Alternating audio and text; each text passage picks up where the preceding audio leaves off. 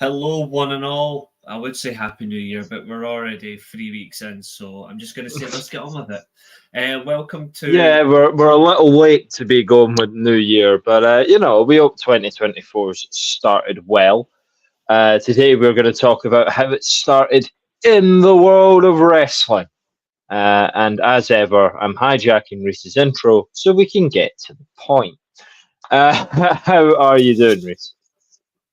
Yeah, I'm fine, thanks. I'm just taking it one step at a time. I'm trying to get us to go live on YouTube Twitter at the same time, but it's being a cunt. Oh, we're dropping the. We've gone with the first curse of the new year, and you've gone. It doesn't I'm get allowed. much bigger than that. It I'm doesn't allowed. get much bigger than that one. It's my channel. Yeah. It's my channel. It's my show. I can say whatever the hell I want.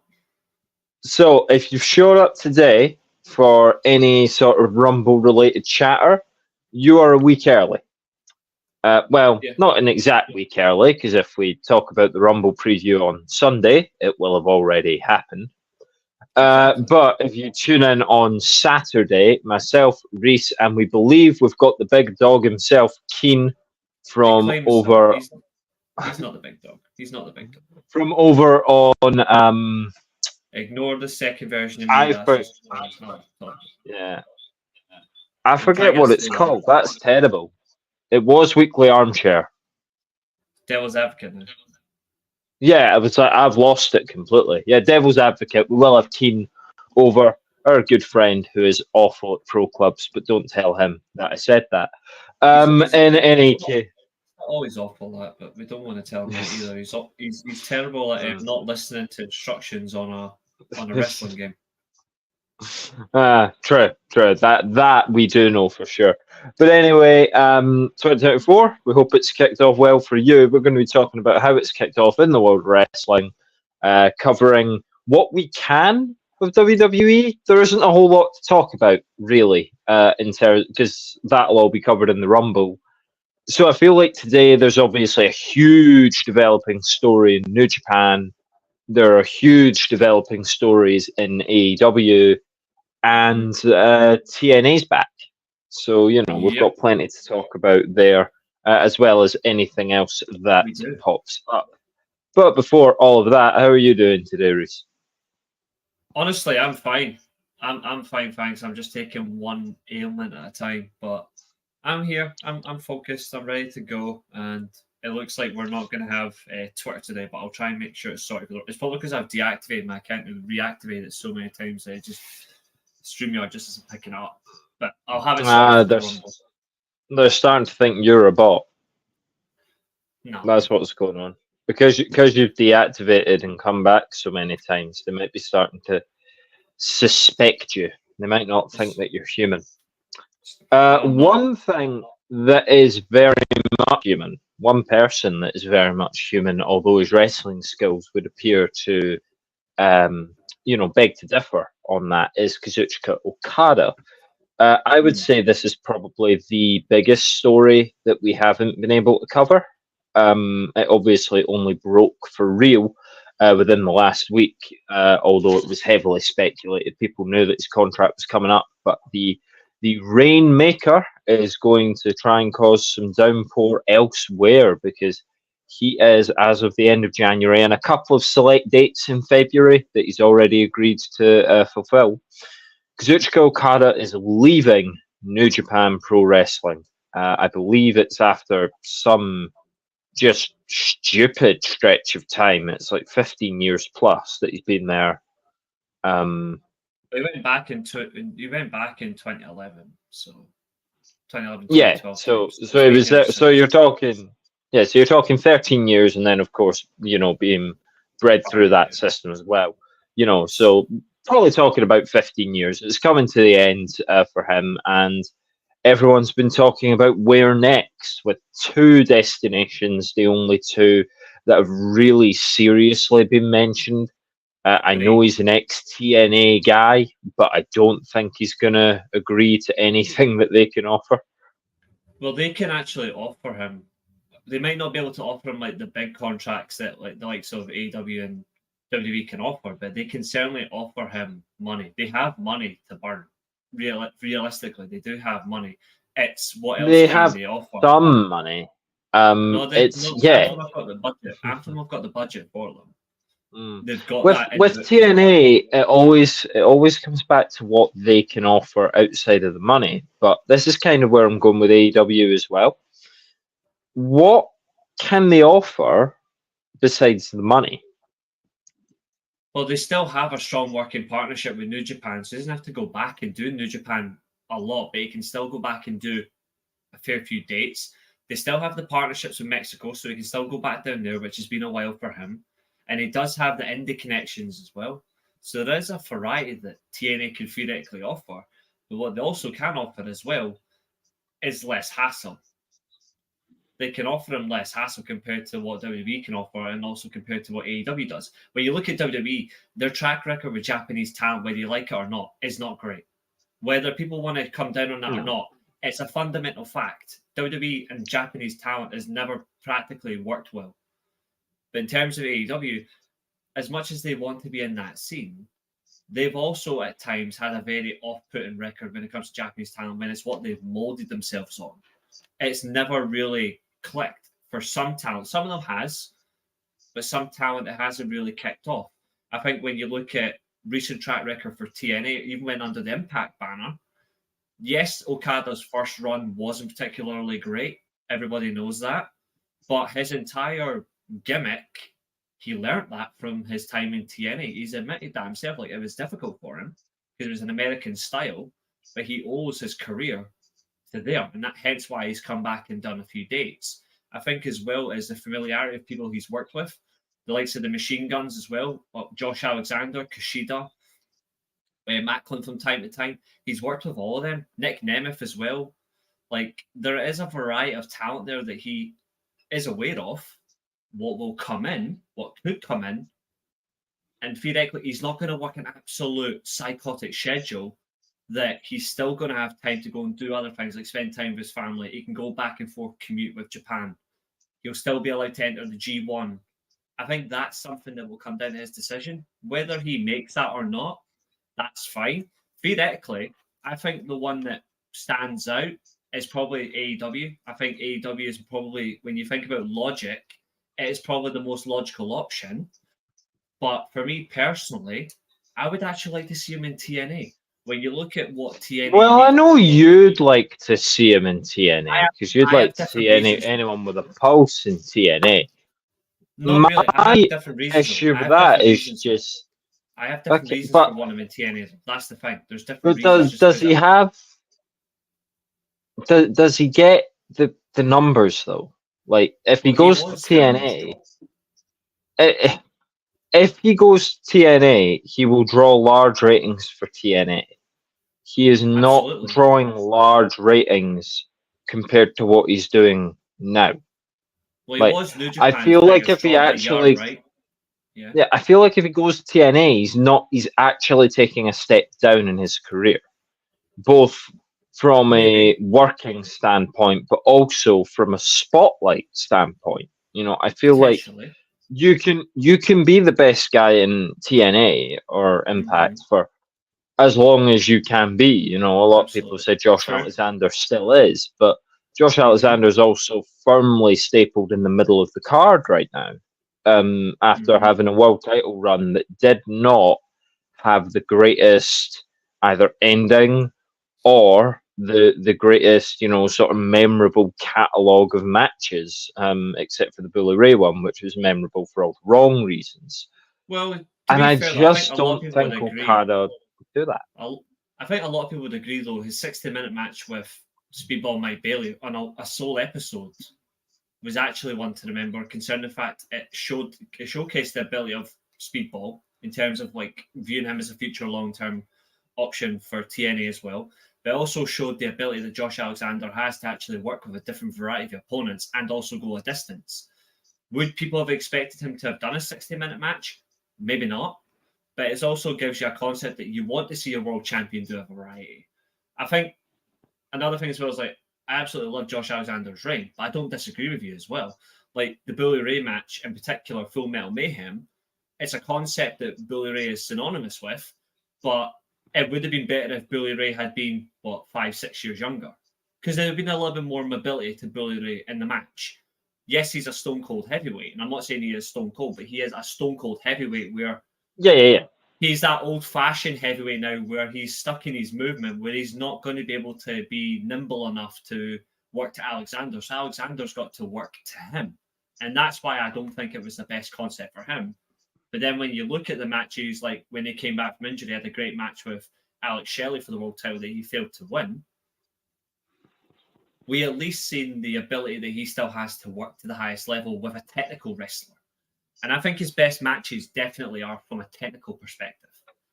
I think on a technical side, he is definitely one of the best to work with. Yeah.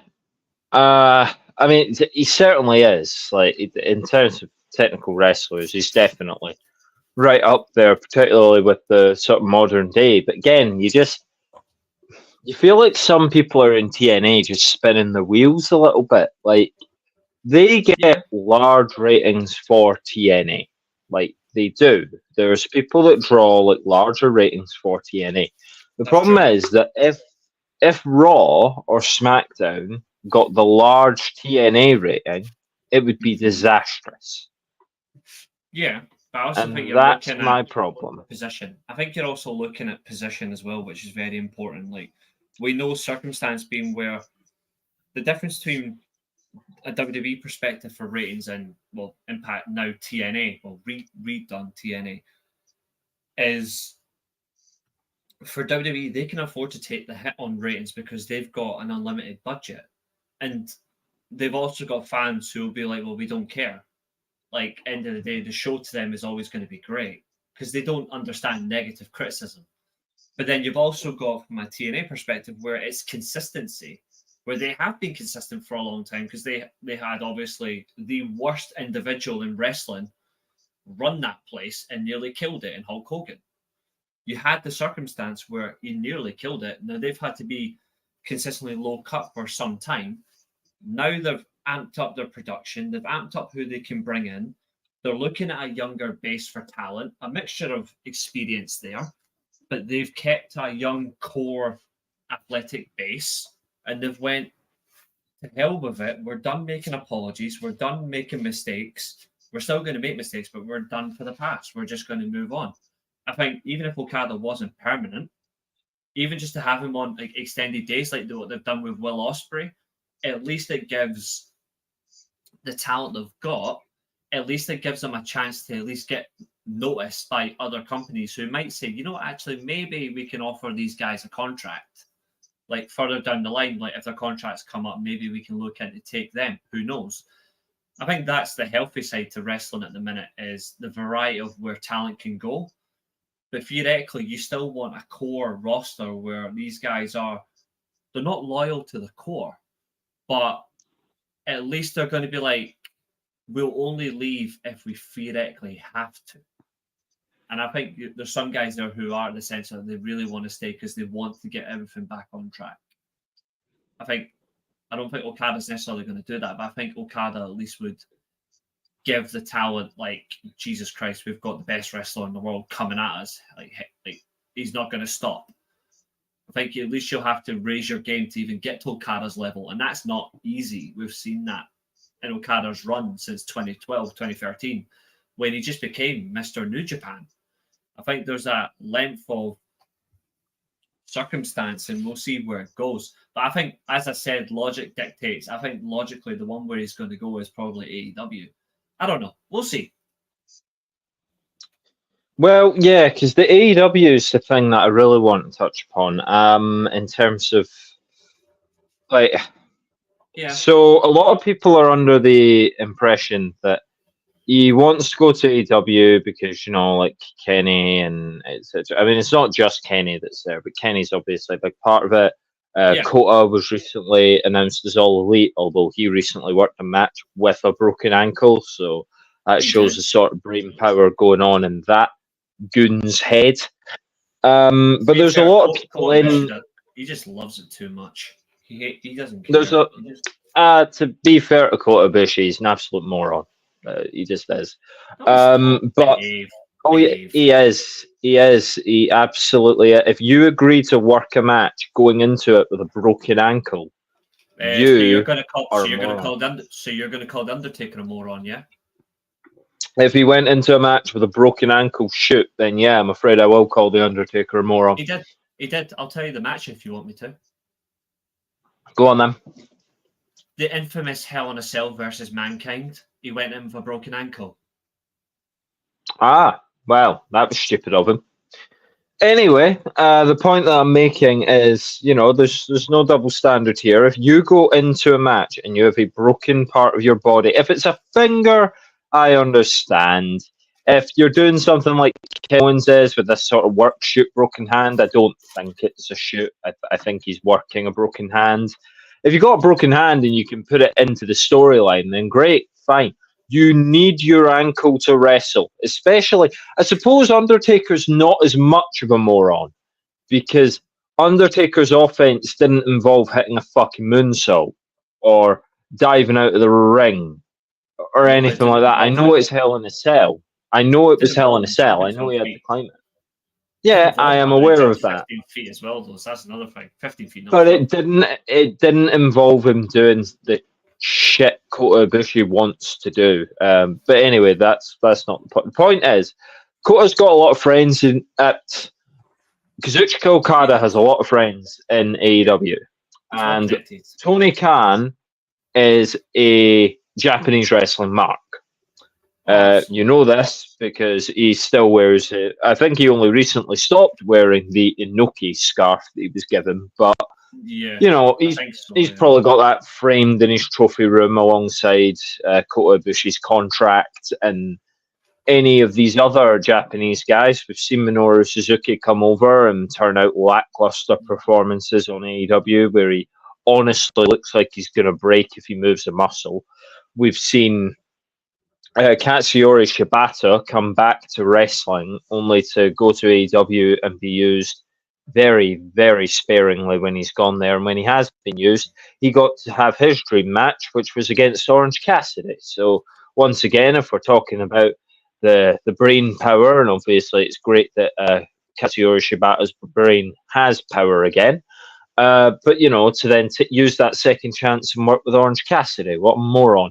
And I just think that, especially if you look at how Jay White's been treated, if you look at how Adam Cole's been treated, if you look at the way that this company neutered Bryan Danielson when he could have won on the run of his life, genuinely, he could have had a better run in AEW than he did in WWE. Like, if he was the top heel and they didn't let Hangman Page get in the way of what he was doing, they've wasted so many people. And I wonder what keeps people going. With people like Edge, I'm not that surprised because, take a boatload of money, work limited dates, work with my best friend. When you're Edge and you're in your 40s and you came back to wrestling unexpectedly and you've already had your run back in the WWE, which included a Royal Rumble win and should have included a world title win of some kind. It's different than when you're Kazuchika Okada, you're staring down the barrel. What, he's 36 years old? Yeah, he's pretty much, So he's ages with Cody Rhodes. And better, but yeah. But that's the thing. I'll just tell you just now, 2 seconds. I'm sure he is like that prime age of his. Yeah, he's 36 years old and he's 37. Yeah, because I think when I started watching him. Yeah, when I started watching him, he was still 29. Phenomenal wrestler. But he is about the same age as Cody. And I wonder if part of him looks over like, well, that's what Cody's doing. And again, he will have the barrier that every Japanese signee has when they go to the WWE. But I think if he wants to make the most of his career now, and if WWE are interested, which you got to think that they are, I think that's honestly the move that he's got to take. He's got to take this risk. He's got to try and show people what he can actually do. If he goes to TNA, it's the safe option. If he goes to AEW, it's the death of his career. Because let me ask you something. I want you to put your bias aside, and I'll do the same. Do you honestly think WWE would use him wisely, though? Be honest. Do you think they would, considering their track record with Japanese talent? Do I think WWE would use him wisely? It depends Especially as a what top. wisely is. Well, put it this It way. would depend what wisely is. Well, put it this way. He should never be on NXT because he's too good for that. And he's not a mid-card talent. He is main event. He might have to go have a short run in NXT because he hasn't really. I mean, okay, so maybe the recent runs in TNA's proven, yeah, I can work the Western style, but he might just have to go and get a feel for it. And okay, again, I don't know the guy's character. You know, maybe he's got a bit too much of an ego to go down to NXT for a little bit and work himself out, have a few marquee matches.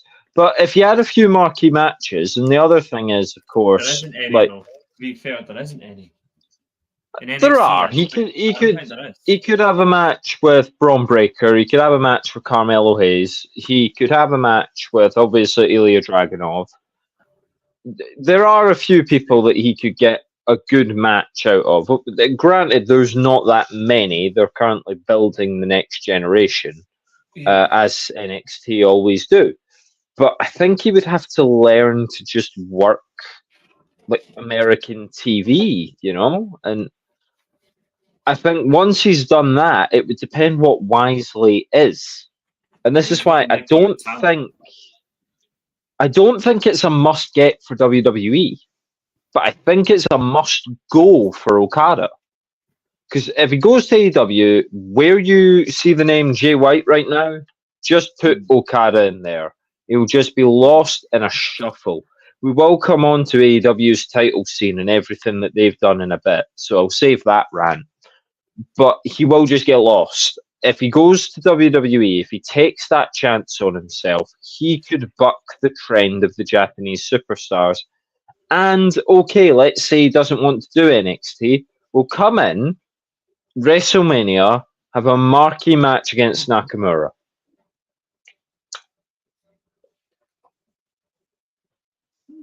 Like, it's right there, you know, on from how long ago would that match have been? Was it 2015? No, wouldn't have been, would it? 2014. Yeah, when the Rainmaker was fully coming into its own, taking over chaos. Yeah, and he submitted to Nakamura. First time in his career, yes. Yeah, so there's a lot of story already there. WWE's the company to tell the story. Nakamura's the guy to work with him. Okay, you don't want Nakamura to necessarily get beat again before he wins, but this is why I'm talking about WrestleMania. Have Nakamura go on a bit of a run like you did before Nakamura targeted Cody. You had him, you know, waltz through the Alpha Academy. He should be theoretically losing a match like that. Like, if he comes in, he shouldn't be losing a match like that at WrestleMania regardless. No, Okada shouldn't be losing. It's just about keeping Nakamura strong enough. Or would WWE, is the fear that WWE would just do what we think they would do? And they just go, well, Nakamura and Okada are going to team because they're both from that place. I mean, you only have to look across the road at Damage Control to see exactly what they're doing there. You know, I mean, would they just go, oh, there's now a male contingent to Damage Control? Like, that would be awful. It'd be fucking insulting. Yeah, but it would depend what WWE want to do with him. But the reason I say WWE don't need him is because you've just got to look at the star power in WWE right now. Not many, but there's a few. Are you kidding? Legit. Okay. Name the WWE stars, and I guarantee you're missing 5 or 6. Gunther.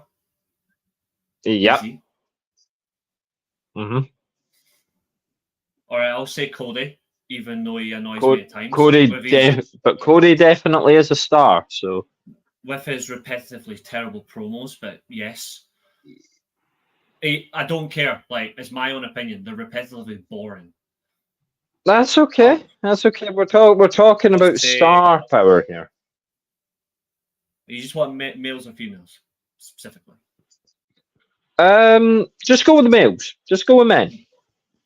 Brock Lesnar, even though he's not around at the moment, he's still a legitimate star, and you can't deny that.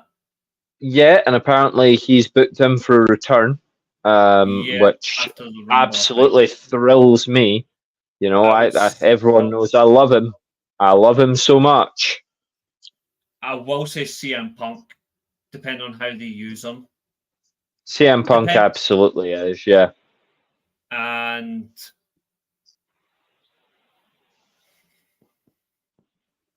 I'm not saying one person's name.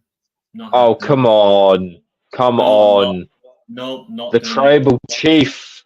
Nope, he's banned from this channel. Scum. But he's a okay. No, so if you're talking WWE's stars right now, CM Punk, Cody Rhodes, Seth Rollins, Roman Reigns. Styles, maybe not. There's four, and then you've got LA Knight, you've got Randy Orton, you've got AJ Styles. Yeah. What I'm saying when I say star, I'm not saying like top of the card. I'm saying if you put them in any other company, they are the top of the card. So that even brings people like Finn Balor into it. That brings people like Finn Balor and AJ Styles, and it brings in. Balor's pretty much dipped off after he's working with the Clown Club. And it does, and you'll hate me for it, but it does bring in someone like Nakamura, who is a star. He's a recognizable name that draws people to the product, you know, and obviously LA Knight is getting there. Like, there's so many stars right now in WWE that I wonder that Okada isn't. It's sort of like he'd be nice to have, but he's not required. He is. He's a star. He's a star, but he's not required. He's desired, not required. So what you're basically saying is he would be an overloaded star, basically. Yeah, he'd be going into something that I'm not necessarily sure he would benefit from. I don't think Dominic Mysterio is a star. The only star, theoretically, and I like Finn Balor, the only star in the Judgment Day for me is Rhea Ripley. In my opinion. I love Finn Balor. Like, I think he's fantastic, but for me, the only star in Judgment Day is legitimately Rhea Ripley. It's legitimately our truth. I agree. Logan Paul, absolutely, Billy. Logan Paul is absolutely a star. I completely agree, Billy. So you see how we're even forgetting people. There's so many. Like, there's so many that are.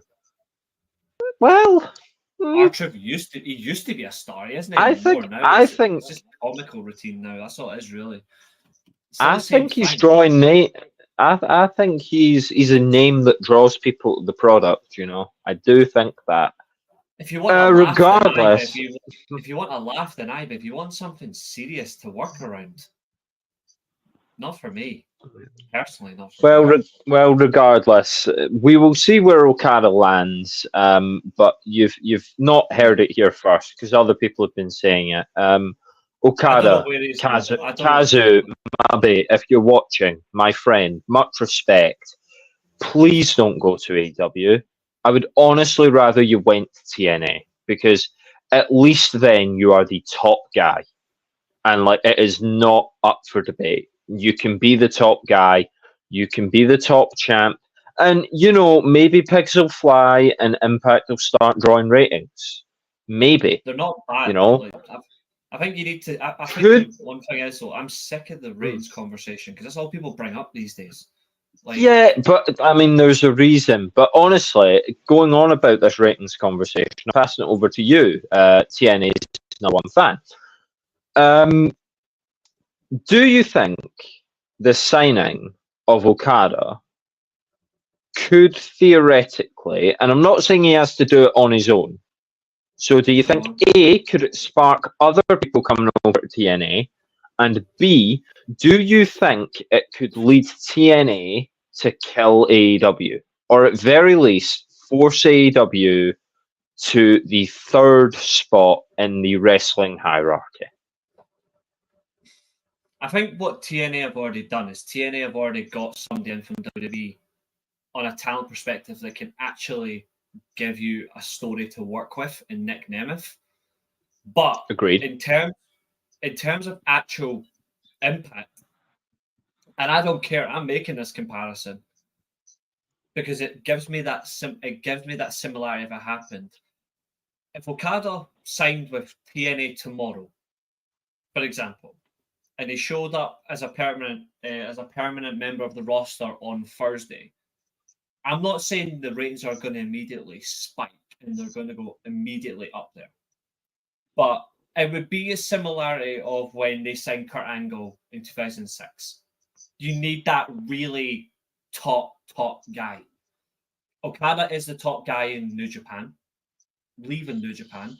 Kurt Angle theoretically was one of the top guys in WWE in 2006.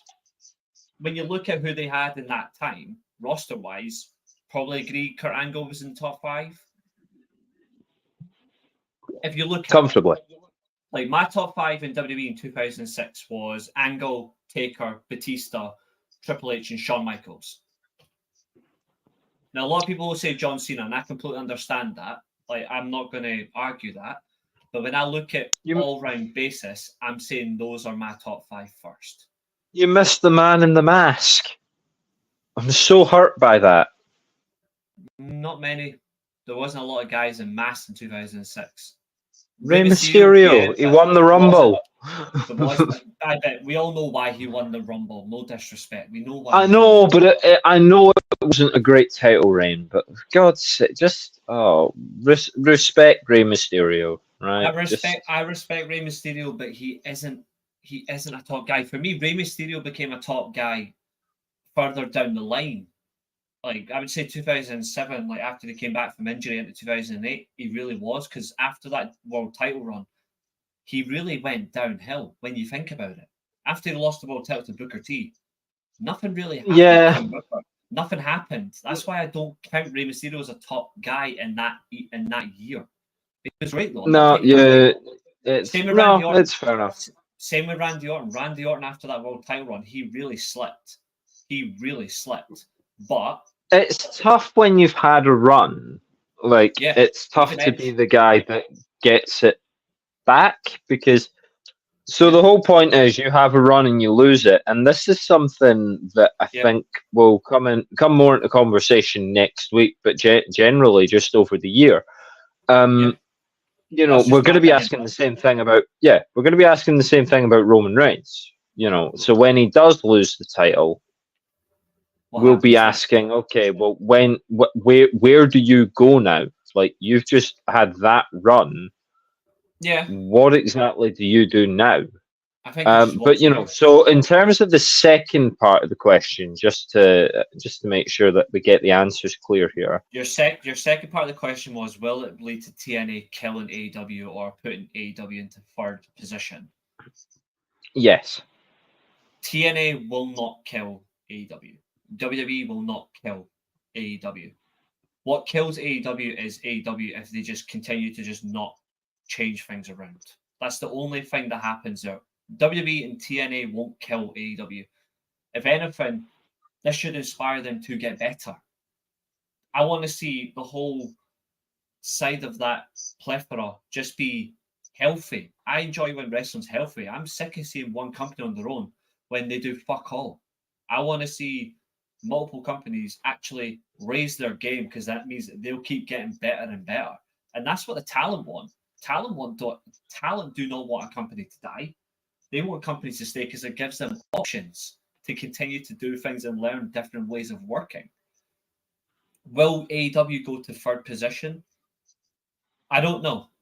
I think that depends on what Anthem does with the options of where TNA goes as a product for viewing. You can watch TNA's live show on YouTube if you're an Impact Insider. I do have their membership, so I can watch every Thursday on their YouTube. It gets fairly good ratings as well. It's harder to watch on Anthem. I don't know how you watch it in the US. I can't comment. But for me, they do need a better network. The good thing is the streaming through Endeavour. Endeavour have the streaming for them as well, but they do need to go into a different product of broadcasting. Will they get that again? I don't know. But I think they do have ways to do it. I don't know if they will be third position though or second. For me, I don't care where each company is. All I care about is one, the talent that's worked consistently through like Impact into TNA for so long. They deserve higher ratings anyway for the hard work they've had to consistently do for a long time under the constant negative attitude that's been given towards them because of mistakes in the past. That's not on them. That's not their fault. But they're still working. They should just be treated with respect. Similar to WWE. WWE, for what the whole of COVID, was fucking abysmal. We all know this. It was awful to watch. But on the flip side, they're now making big money from decisions they've made. AEW were making money. Now they're flipping backside a little bit. But everything can be turned around if you just make smart decisions. So to answer your question, I don't think they will. And necessarily, I don't think they care. I don't think they care where they rank. They just want to be better themselves. They're concentrating on themselves. That's what AEW needs to do. And that's what WWE needs to do. End of the day, that's all that matters.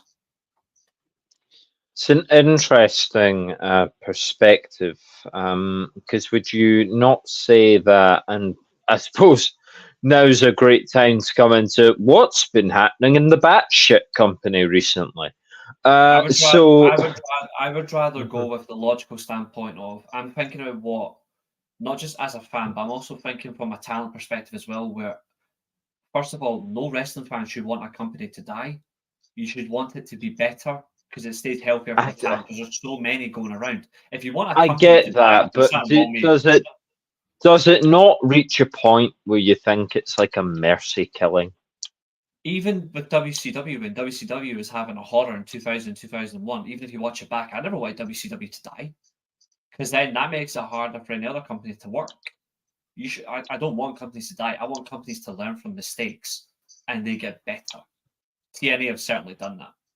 They're not. I feel like there comes a point where you just gotta accept that something isn't going that way. You know, the cards haven't fallen for you, or the cards fell for you, and you let the cards fall through your fingertips.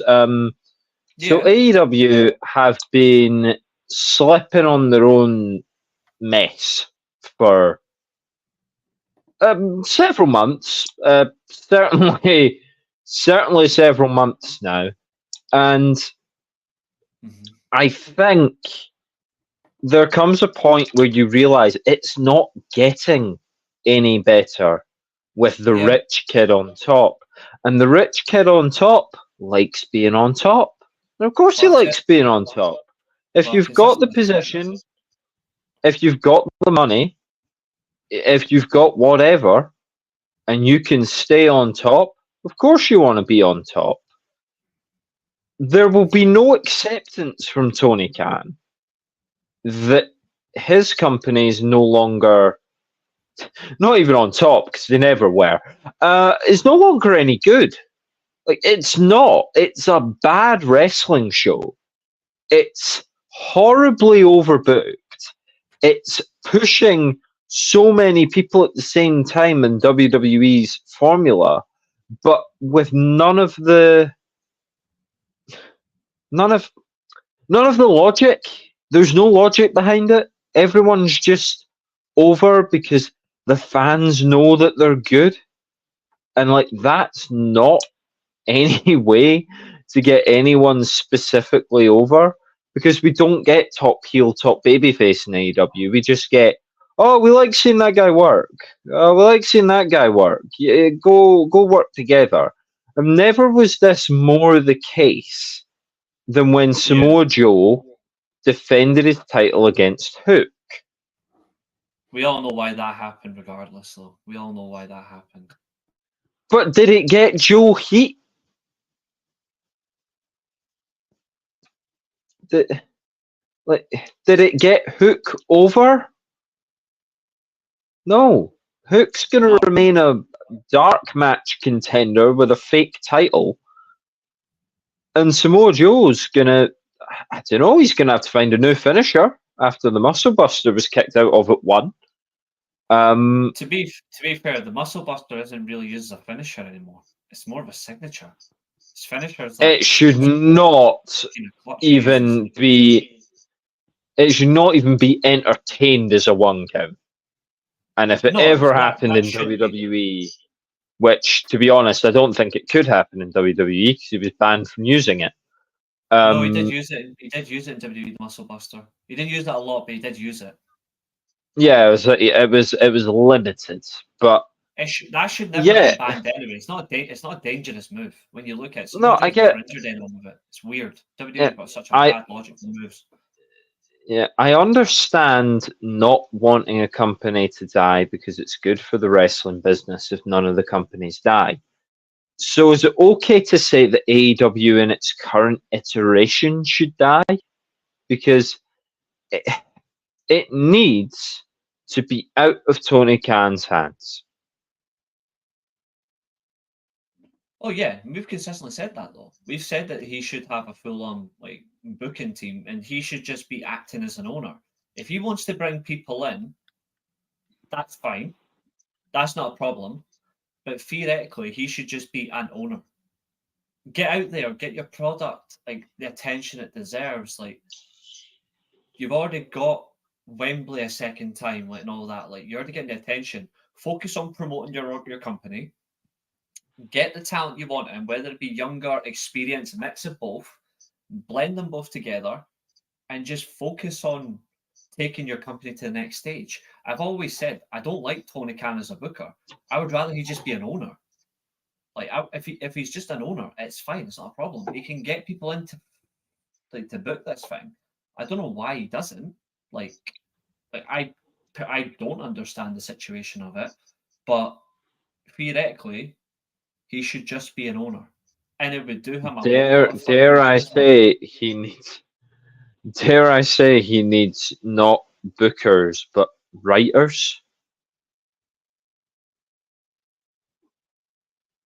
Because booking, a lot of the guys in that company are going to book their own matches because either that's what they want to do now that they've left WWE, or it's what they want to do because it's what they've done on the indies. But what they do need is someone to write the show so that it flows properly. And people hate the term, writers. It's become a dirty word in wrestling. But if you had someone writing the show over on AEW, you wouldn't get overlaps. You wouldn't get the same thing happening again because the person writing it would go, and I'm not going to make that attack happen because 15 minutes ago, a different attack happened. So I'm going to do it another way, or I'm going to not do it. I'm going to move that back to next week. I can pace this. There's no pacing in AEW. It's this thing happens now, or this thing will eventually happen. But it's either it happens now or it doesn't happen for months. There's no standard build for anything or to anything or because of anything. I mean, look at the Adam Cole thing. Why aren't the Undisputed Kingdom the main event segment on Dynamite every week?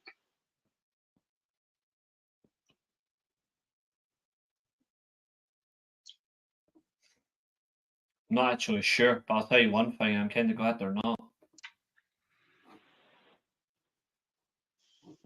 What is that? I'm glad they're not. Why is that? Not. Because it's not interesting. It's not interesting, but also, I mean, if you're gonna do that sort of story, you kind of have to deal with the fact that, hey, it might be fucking boring. And it is because the guy that they screwed over isn't there. So there's no target for them.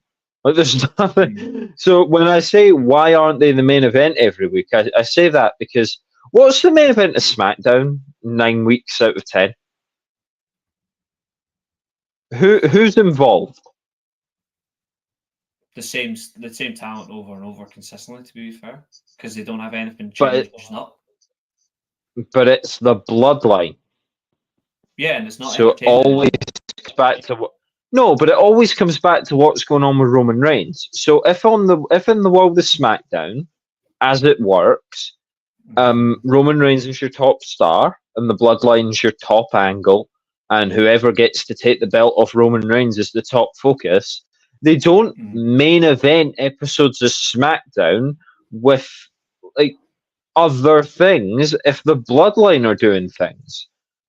Okay, if the bloodline aren't on the show at all, then yeah, you have to main event with something else. You have to give a bit of a spotlight to Asuka or Io Sky, or you need to go to the US title if Kevin Owens is having a main event match. You can do it, but if you look at the main event segments,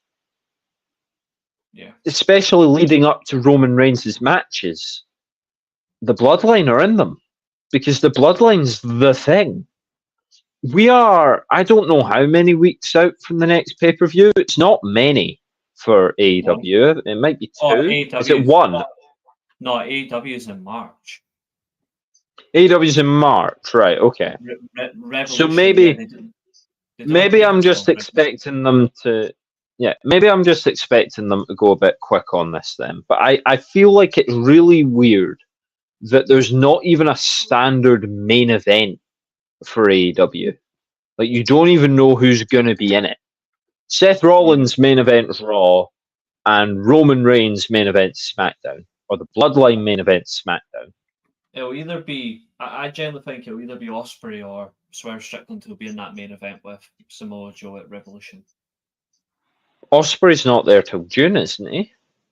No, he's there before that. I'm pretty sure his contract expires with New Japan, and I think it. Yeah, but I thought he said he was arriving in June. I can't remember, to be fair. I feel like that might have been something he said, but he's on a timeout, as you know. To be fair, he is doing all sorts. I could potentially be watching him again in a couple of weeks' time. So. Yeah, perhaps, but. We're talking about who's going to be in that main event. Okay, so if they're going to build to Swerve and Joe, why isn't Swerve in main events or involved in main events? Well, he is in the why main aren't event they scene. Building? Yeah, okay. You can be in the main event scene, but you've got to appear in the main event. I think what they are trying to do though is they've already fucked him up before. They're getting him back to where he is, and you can see it, and whether you want to believe or not, Swerve has completely turned it around for himself, and he is getting all that attention. One thing that I think they're trying not to do is they are trying not to blow that out completely, because if they do, they're screwed. So I think one thing that I'm not particularly happy because it doesn't make any sense is why they need to go straight back to Hangman versus Swerve. We don't need it. But there's still options. Especially because surely Swerve isn't going 3-0 over Hangman. If they do, then fantastic. But it'd be the right decision, but there's no way. Yeah, we don't need it. And imagine what they'll do. Imagine what that fan base will do if you're right and it's Joe and Swerve at Revolution. Mm-hmm. And Hangman costs Swerve. Mm.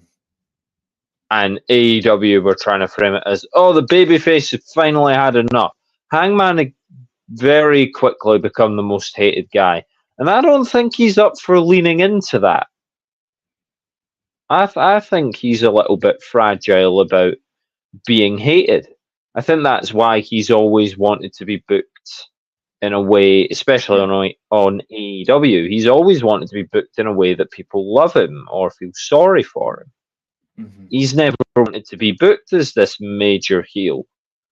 But What I you would can't like to see, exactly be a major heel if you lose to a guy 3 times before it. It's kind of like, oh, well, you're great. what I would like to see theoretically, what I would like to see is, I don't know if Swerve is going to get a lengthy reign as world champion. I think it would be interesting. But what I would like to see is Swerve takes the title to Wembley, and then you see Swerve versus Osprey. Even if Swerve doesn't go over, you could then have Hangman versus Osprey for the world title at Full Gear as well. It's not a bad way to go around, because you're not going to get Omega, because we don't know like when he theoretically is going to return health wise. We don't know, because his situation hasn't gotten any better. That's been confirmed.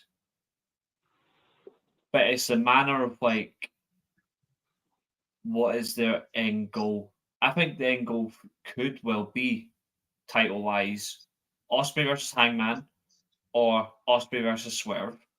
I wouldn't mind either or. But it should Then I come not back be to this question. But it should be MGF again, though, regardless. Yeah, I come back to this question. Joe recently said in an interview that obviously they've redesigned the title. He doesn't have the Triple B. Yeah. So they've redesigned the title. Yeah, answer that quickly. Non-title, yes. Especially if Danielson is going away from a full-time schedule to do like be here and there. If this is a circumstance, this should not be for a world title. I would rather see Danielson versus McGuinness in Danielson's last match. That's what I would rather see, you know. We already know his bucket list anyway. Danielson's already made a bucket list for matches he wants to have. I'm glad that Naito was top of his list. It's because Danielson's a mark, but in the nicest way.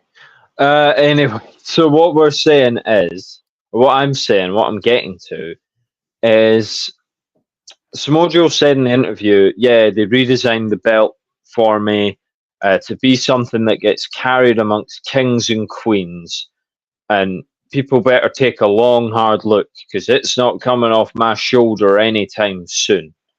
Mm-hmm. If he's right, yeah, how many people does that fuck over? If Samoa Joe keeps this belt and has a lengthy run, and let's say it's August, let's say he gets to All In, maybe even All Out in September. Yeah. How many people have lost their fire by that point? That depends on fan interest as well, though. But and do AEW have to worry about that when their fan base is so quick to go, oh, this is going to be great, and it's someone that we've not seen in literal months, a la Hook, showing up? I don't think so. No. So would it be the case that the fans would just go, oh, it's Swerve's turn, and it's like August, and they haven't done anything with him? And would they just pick it up again? Basically, I suppose the long and short of that question, does momentum matter when you're in AEW? Or can Tony just put you in wherever? Momentum should matter regardless of where you are in any company, personally. It should matter anywhere. That's why they've wasted several talent. Like, you look at the world title scene in any company recently, it's been wasted because of favoritism to a champion. We don't need that. We feel like we don't need it. They've wasted, like, I think what you need, though, is you need that momentum to be consistent. It should be in WrestleMania 40 permitting, because obviously they've kept Cody hot for a year, and we hope that we get what we want, or at least the majority of the fans. You still lost the trick with him, though. Regardless, you still lost the trick. Well, yeah. No, I get that, but you know, I understand what you're saying in terms of, oh, I mean, they shouldn't have done that because you know what you're saying is WWE have done the same thing by keeping Roman on top, they've lost a lot of momentum behind people. And I imagine chief among them, you're talking about Sami Zayn. Yes, he's one of them. He's one of them, yeah. Yeah. So I get it, but I also feel like if Sami Zayn was inserted now, like you're going to be Roman Reigns' challenger now, the fans wouldn't take to it because they would know. They would know that it's not happening. They know what Sami Zayn's been doing. And no hate on Sami Zayn, because I think right now what he's doing is still very good. It's just not what it was last year when he was the forefront of the WWE storytelling. To the point where, they had me fully convinced. They had me fully on board. There is one guy that I'm kind of glad has lost all the momentum, because I was right about him all along. They should never be world champion or in a main event scene, and that's Jey Uso. Like, I'll still stand by. I was right about him all along. I don't know if Jey Uso's lost his momentum as such. I think you can be an upper mid card babyface. It's weird to call yourself main event when you're upper mid card, but we'll see how interesting he is when he takes the belt off Gunther at WrestleMania. But regardless, he won't. I feel like AEW is the sort of place where that momentum just won't matter, where people will just go, "Oh, it's Swerve now. Swerve can go in August, and that's great." And the reason I say that is because if they were genuinely arsed, Hangman Page would have already got all the hate that he deserved, not just for the CM Punk stuff, but I'm talking about earlier when he absolutely killed that Bryan Danielson run by just not losing. Yeah. But and Danielson hasn't been the same in AEW.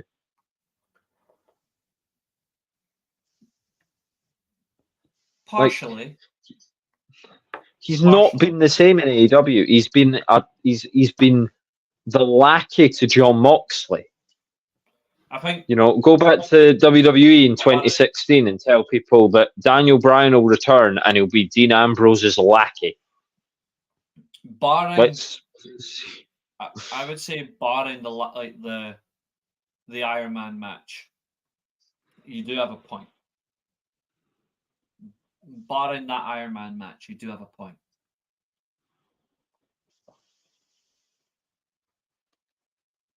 Okay. I know I have a point. Are you going to argue against it?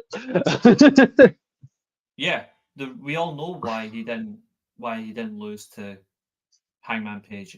Nothing to do with Hangman. It's full on. That's an ownership decision. Because theoretically, a couple of months later, he loses the world title to the guy that he wanted all along. He lost to CM Punk. Okay, but imagine if Danielson was champion. You would have had something a lot more interesting, put it that way. Especially, don't they do it all out in Chicago? Could they not have? He's such an idiot. Like he couldn't have found a way to put the belt on Danielson in March, or actually no, in December when they did the Iron Man. If they couldn't find a way, that was in March.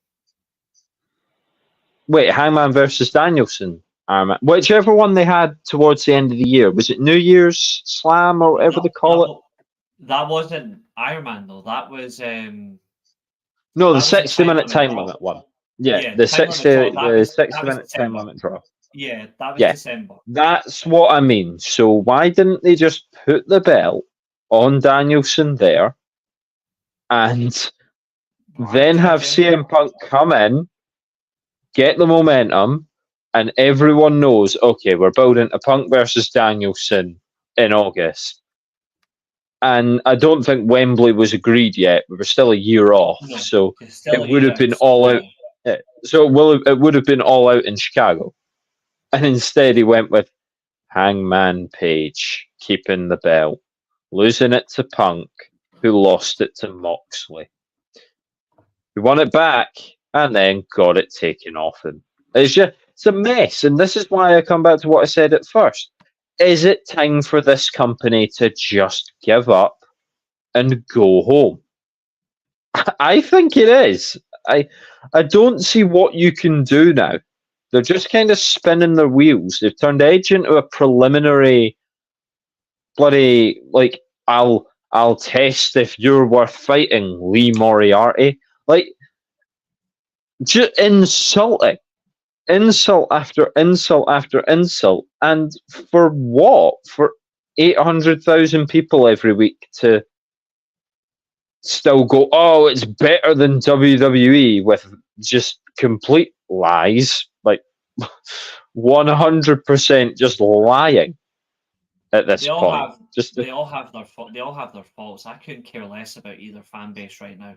They're all a bunch of marks that don't know what they're talking about.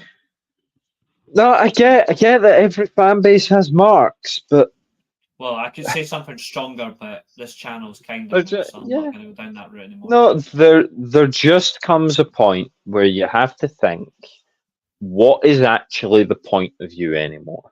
Is it just to be a retirement home? Because if it is a retirement home, if it is for people to come in and have their last gasp at it, you know, TNA in 2009 called, and it wants its gimmick back. Whoa, easy. Don't, nah. Don't even go there. It's kind of the same thing, isn't it? It's kind of the same thing. Not really, because in TNA in 2009, yeah, you did have a mixture of experienced talent. You also had a very good young talent as well. Literally. And AEW would say that they have very young talent, but they don't. They have young people. But it doesn't compare. They don't have talent. It doesn't compare to TNA in 2009, though. Because not even WWE in 2009 compared to TNA in 2009 either. Oh, easy, Doctor. Easy. Definitely didn't. But what I'm saying is, what do you think the point is for AEW then? What is the purpose? They're still all about being an alternative, but the question is, though, to what? To good? No. The alternative to good wrestling is bad wrestling. Here's AEW. Like, is that what they want to do? But it's not all bad wrestling, though. That's the problem. It's just fundamentally geared towards people who don't want storyline base. What's the last good thing they did? In your opinion? The last thing? The last good thing AEW did.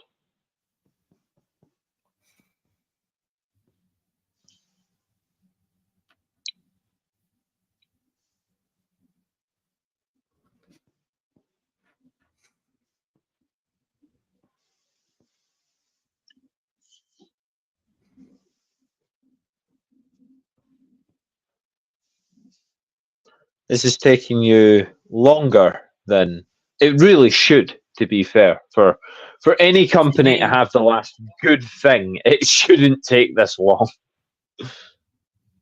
For me, 100%, like the last good thing they did do was I would have, because I wrote it off really quickly as well, and that was wrong.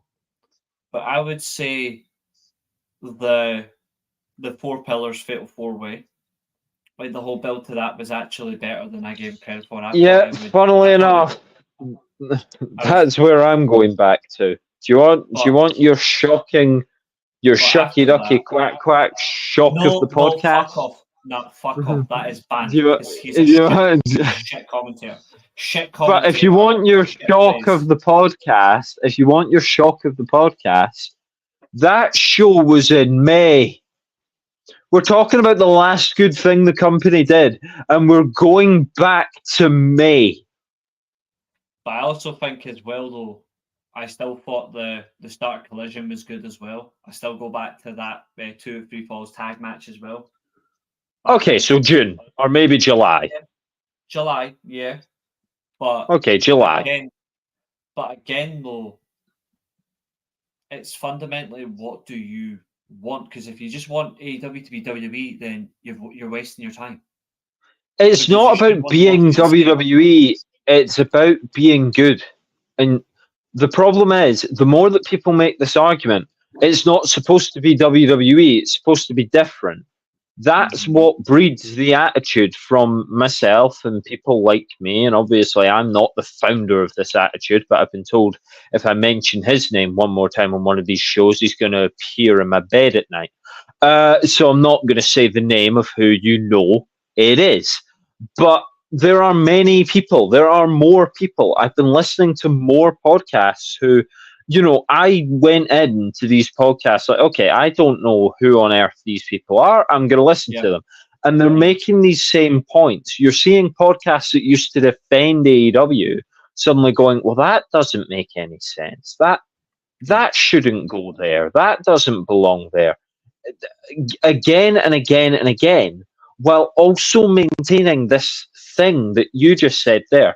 They don't want it to be WWE, but the more that they say that, the more they realize that they're scoring an own goal. Because if you're saying that if it was good, if they made this better, it would be like WWE, you are basically admitting that WWE is good. And then everything that you said, not you obviously, but the people who were saying this, in 2019, 2020, 2021, 2022 falls on its face because you're saying it's not supposed to be like WWE. When people complain that something is bad, that means what you're saying is WWE is good and AEW's here is the alternative, and that alternative is to be bad. What fans are looking for is they're not wanting a repetition of it's just story, promo, and there's no big capitulation. But what you're also getting though is work, but you also want to see a little bit of like the promo to it. There's no. There has to be a reason. There has to be a reason for why they do it. But this is the problem I've got with just WWE fans, where they think everything is long-term storytelling. Can they stop lying? Like, can you just stop lying? Like, end of. Well, it depends. Things are long-term storytelling until you are proven otherwise. And I have no problem with people. Yeah, but I have no problem with people calling it long-term storytelling while the story is being told, because the whole point of long-term storytelling is you're not necessarily supposed to know when it's going to end. You're not necessarily supposed to be waiting for it to end. I'm talking about the lies of the recent work between Jinder Mahal, or should I say Jinder Madcap Moss Mahal. Like, that is bullshit. Like, that is bullshit. It's not long-term storytelling, it's a callback. They're not going into a 4-month blood feud. They're not going into a 4-month blood feud between Jinder Mahal and Seth Rollins. It's literally Seth beat Jinder in the final of a tournament years ago, and Jinder has once been WWE champion as a shock and could do it again. Awful WWE champion. I'll literally reactivate my Twitter account just for this stream to go on. Obviously, it's not particularly worked. And all I'm seeing is the first thing on my timeline is Jinder Mahal, and they're not using callback. They're using long-term storytelling. And I'm like, these are no, people that don't understand wrestling. They don't understand wrestling, and they need to stop. They need their accounts like permanently shut down. I get it, but at the same time, it's a really weird gripe to have with people just using the wrong word. Because if Triple H in the press conference said, "Oh, that was Jinder Mahal and Seth Rollins, yeah, that was long-term storytelling," you'd be like, "It's not much of a story because something's happened, and then God, how many years later? 10? I wouldn't be able to tell you when Seth Rollins beat Jinder in the final of that tournament. I'm not that dialed in. Correct. Yeah, It's true. You can't deny what right. he did. Did it help force the change, or did Vince McMahon getting caught in WWE's sale force the change? Remember, Triple H has always been there as an option. And everything that you say that's good right now about WWE, a lot of it comes down to the man who's making it all happen, and that is Triple H. So he was always an option.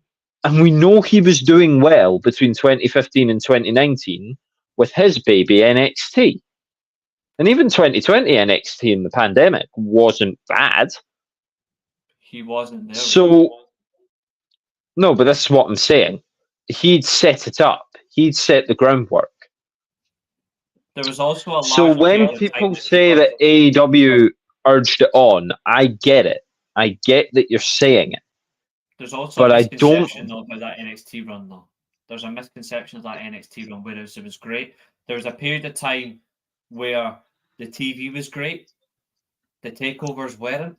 Then it was flipped around, where the takeovers were great, the TV wasn't. Then you had a small period where both of them were bang on each other at the same time. I'd love to know which takeovers you're ragging on right now, because I get the feeling that there could be a falling out. The early ones, yes. There could be a falling out here. The early ones definitely were a misconception where the TV was on that flip side. And they couldn't translate one to the other. And then they flipped it. And then after that, the TV was coming down. And then the minute they just got it back together where all of them were clicking, that was it. It was just going on. And then obviously he went and done other things. But I'll say this now, he's still got his faults as a booker that pisses me off, but he isn't the worst one. He isn't the worst one though, but there is somebody in WWE who potentially could be the worst one. No, the worst booker's Tony Khan, and he takes spot 1, 2, 3, and 4. He rounds up a comfortable top 4. No, I think we need to discuss one person. There's one person we need to discuss, which is quite weird, because even you made a weird comment on this one, but it's posed a question. Go on, then. Why is HBK Vince Russo version 2?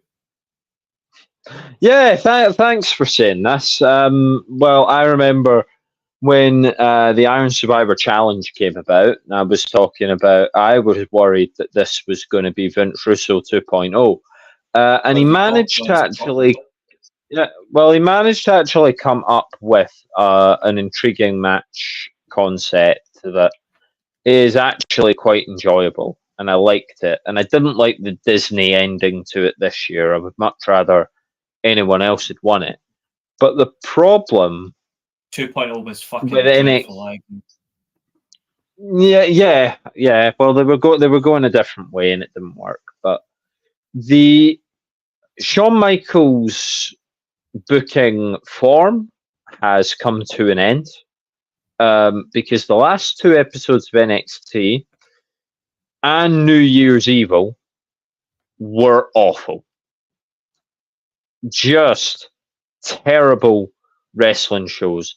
But the main gripe I've got with Shawn Michaels is he writing the women's segments? I assume so. Because whoever's writing those, please, I mean this, if you're not a woman, please hand it over to a woman so that we can get a realistic example of how women speak. Because it's like a high school cheerleader locker room. And all these segments where they went back to the locker room to talk about each other. Remember, the whole problem with one of them one week was, you're sat in my place. I don't even remember who it was, but There was It was- basically a feud that led to. Was Gigi sat in Cora Jade's spot? No, Gigi was sitting beside the dumb blonde who was in Cora's spot. 'Cause they're the Right. dumb blondes Basi- anyway, so. Yeah, well, basically, a match was built out of that. I'll say as Which well, is- Tiffany Stratton has also fallen off heavy as well. Yeah, which is a stupid reason to build a match. Like, it's awful. No one should care. And especially no one should care because we can see the names above the spots, Sean. So we know that in the following segments, no one's in the right fucking place. You have some random girl sat in the bit that says Cora Jade. You have a different random girl sat in the bit that says Lyra Valkyria. I don't think the champ would be too happy with someone sat in her space if this is something we've established as something that you genuinely get annoyed about. And This is to why main event an episode of This is why. TV with that battle royal, just feck off. It was terrible. And to bait and switch us on the main event of New Year's Evil. That's awful too. Don't This is do why- that. This is why I will continuously tell you, and I will continuously be right, that it doesn't matter what WWE does with women, they will not be the best women's division at all to watch. I've said it Okay, before, but and it will not change. the main roster women's division is the best to watch. So what do you it's what do not. you say to No, that? it's not. No, it's What not. do you- Don't what do you envy. say to that? It's It not. is It's not. okay. It's It I isn't. mean, It definitely isn't. who's it competing with?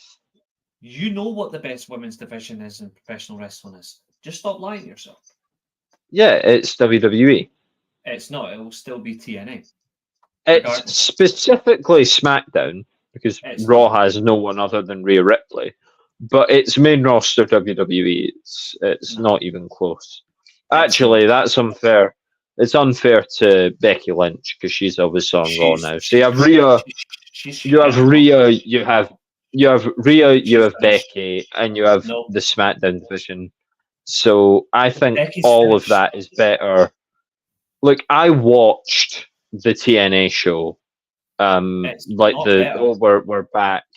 Whichever one, the one that's just happened. If it was it Hard to Kill, I think Yeah, it was Hard to pay-per-view. Kill. Yeah. And I wouldn't exactly call that a stellar showing for the women. So Regardless of let's that, just. I'm still saying in terms of overall consistency and the best work, it will still be TNA because When you talk about a division, you've got to talk about how they're booked, but also who they are. Yeah, true. And WWE's women's division is full of stars, and WWE's And women's they're division is booked interesting. sensibly on the main roster. The Shawn Michaels booking doesn't go into this current day main roster stuff. They're not sitting having matches over one of them being a feckin' pageant queen or anything like that.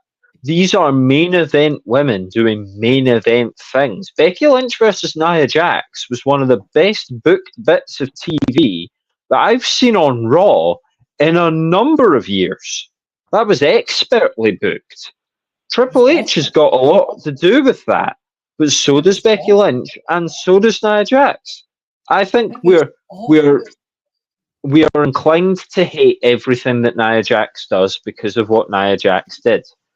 But I would go as far as to say that Nia Jax versus Becky Lynch on day one was a good match.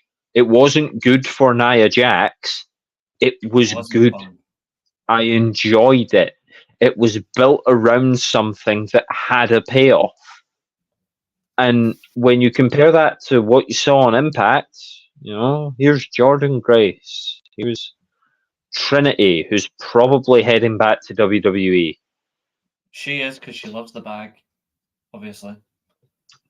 And maybe Mercedes Moan joins her. She probably will. Maybe Triple H has managed to get her back on board. But then You know, Probably. Stem, what is this? What is this Impact Women's Division you speak of? Fucking Giselle Shaw and It's Jordan not Grace, and I mean, you've lost Parazzo as well, so you can't even, true. True. claim her Absolutely subs. not. You can't even claim that her substandard work is better than what you see That is on just WWE's main roster. substandard work. Behave yourself. It's That's just funny. terrible, and we will see it in full force when she goes head to head with Timeless Tony at Revolution, and probably loses, and then they won't know what to do with her, and you'll have Ruby Soho, but with a different name.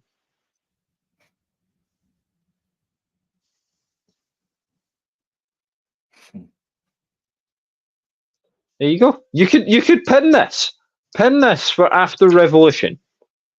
That's Revolution, but again, though, their same issue is the same issue I've got with WWE. But the people that this is the thing when I say about bias and all that, like it's fundamental. Like, do WWE have great women? Yes. Are they the best women's Yes. division? No. Yes. No, they're not. They're not. What they do have that the other companies don't have is ratings. That's it. No, they That's have it. better workers They don't. who have They better don't. matches. No, they don't.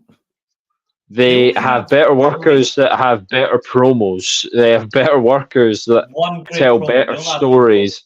They only have one And great promo in that women's division.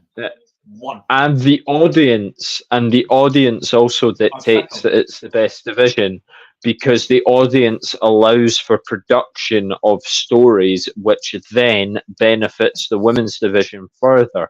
It's all cyclical. It goes back.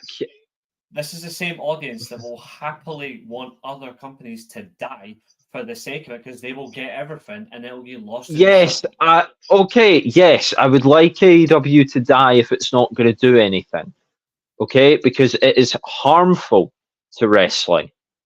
It's not helping wrestling, it's harming it. The more that AEW stays around, the more people see that that's what wrestling is. And it's not. And it should never be. And it's a mess. And it doesn't do anything right. And it hasn't done anything right since May. By your own admission, maybe July. And we're in fucking January now. And WWE have done the 53 at least great things since May. You know, if you were to run through each storyline and each none thing, of them are fucking Roman Reigns. well, we know that you are inclined to have a bias there because you're sick of it. Right. But I'm gonna end my time here on this bombshell. So last night I was inclined to rewatch a certain Roman Reigns promo, and it was the night that he announced that he had leukemia and he would have to relinquish the title. And from there, I went on and watched the return promo where he says that he's in remission, y'all, and he looks genuinely happy to be there. But I heard some lines in it, like certainly in the first promo, where he's like, when I came back, well, that's just ridiculous, and you know it. But it's like, when I come back, you know, this isn't the end. This is what I do.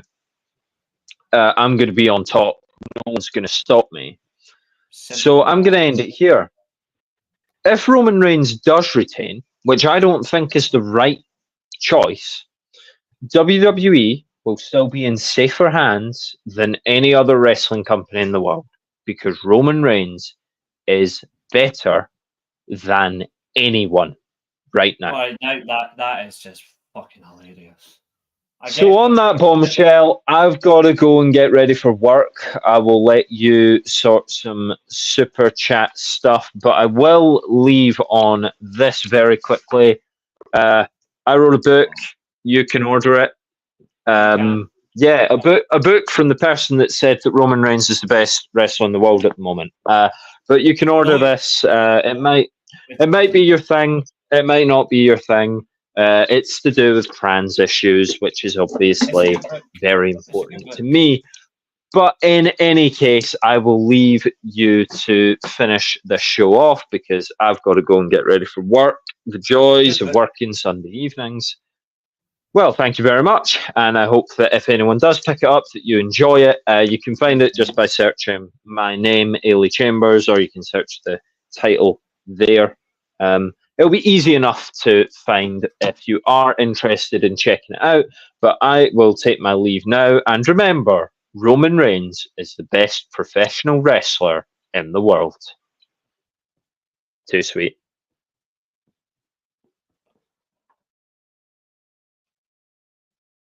Right. For one, I respect Eilidh's opinion, but Roman Reigns is not the best professional wrestler in the world. He isn't. My co-host is entitled to her opinion. I will take that in the greatest respect. But I definitely disagree. He isn't. Absolutely. There's so many choices. That's what I enjoy about wrestling, is a variety. But in terms of the best wrestler in the world, Roman Reigns, no. He's not even enjoyable. He's lackluster. His work is the exact same. He's just a parody. That's all he is. But hey ho, it's great to be back. And the Steelchair will be back next Saturday for the Royal Rumble. That'll be interesting. We'll see how that goes. But in the meantime, to all that have watched the comeback show, we will see you next week. A lot to get through. Preview it. Who knows, we might have something else in store for you. But in the meantime, arrivederci. Enjoy the rest of your weekend, guys.